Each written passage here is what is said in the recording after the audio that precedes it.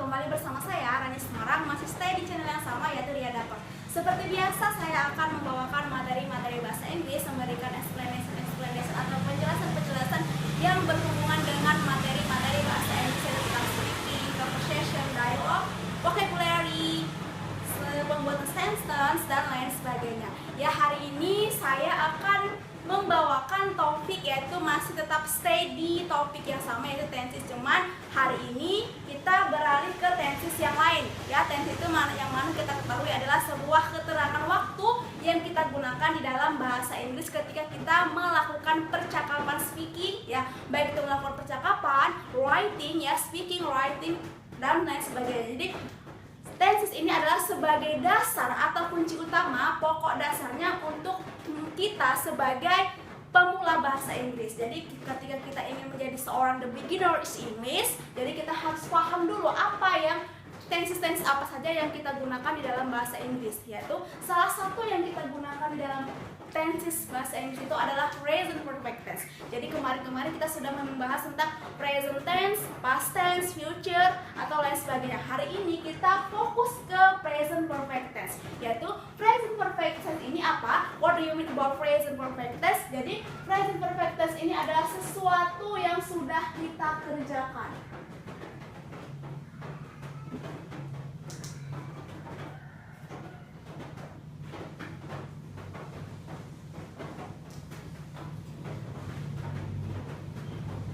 Ya, jadi present perfect tense ini adalah keterangan waktu untuk menyatakan sesuatu yang sudah kita kerjakan di masa yang sekarang.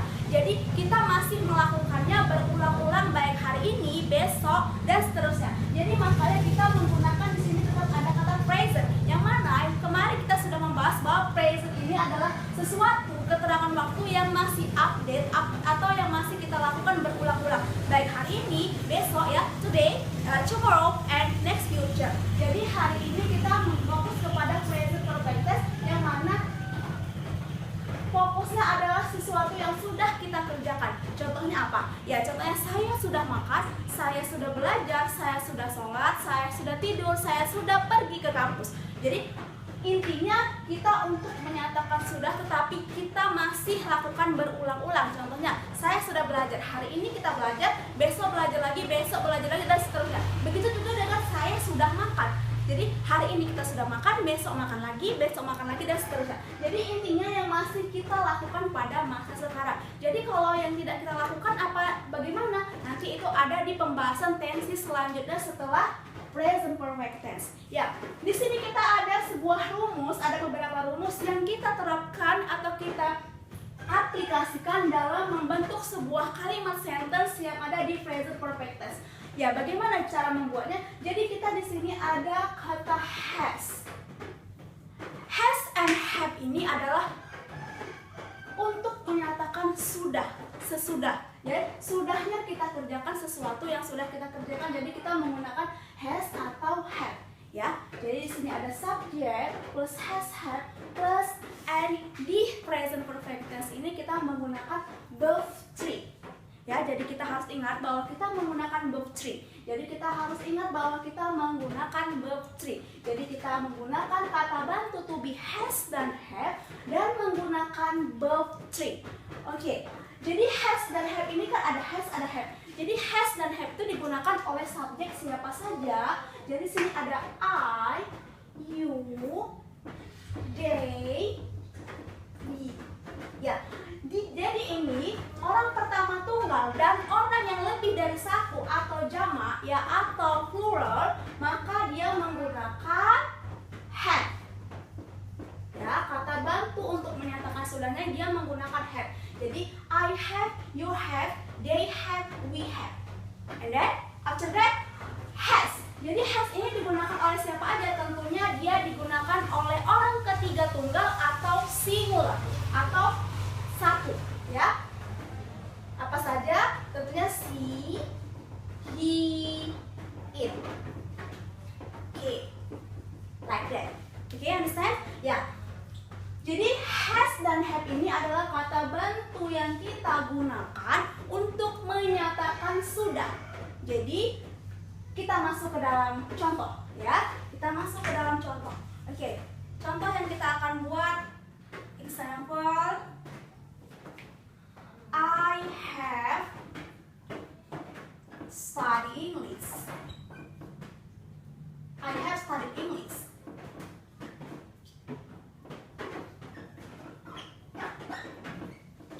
Yes, I have studied English. Saya sudah belajar bahasa Inggris. Jadi kita temukan bahwa di sini have dan di sini ada verb 3. Oke, and as object. Ya, I have studied English. Oke, artinya saya sudah belajar bahasa Inggris. Oke, like that. And then in negative. Jadi biasanya kalau negatif itu cukup kita tambah dengan not. Of course, I have not studied English. Yes. Ya, jadi kalau tadi artinya di positif adalah I have studied English, saya sudah belajar bahasa Inggris. And then in negative, of course, the meaning is I have not studied English. I have not studied English. Saya belum belajar bahasa Inggris. Ya, like that. Do you understand? Of course. Okay, and then interrogative. Kata tanya. Jadi untuk merubahnya menjadi kata tanya, kita cukup letakkan kata bantu itu di depan. Ya, has atau have-nya itu di depan. Jadi have, ya, jadi have you. Have you, jadi kita ganti dengan you ya. Tidak mungkin bertanya kepada diri sendiri. Have I. Have you studied English?